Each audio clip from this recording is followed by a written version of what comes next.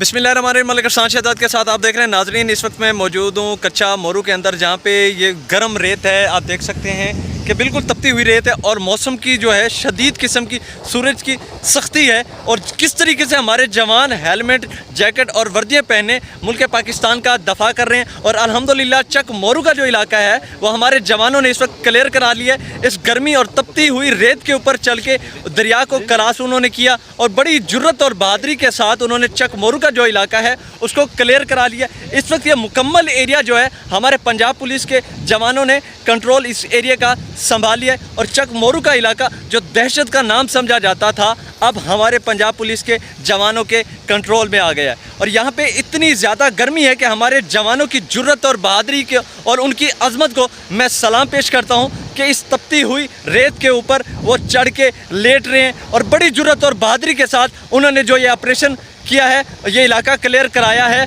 उनकी जुर्रत और बहादुरी को मैं सलाम पेश करता हूँ। और किस तरीके से उन्होंने दरिया को क्रॉस किया, आगे जंगल है, जंगल के इलाके के अंदर किस तरीके से उन्होंने एंट्री की और डाकुओं के साथ मुसलसल फायरिंग के बाद हमारे जवानों ने ये इलाका क्लियर करा लिया है।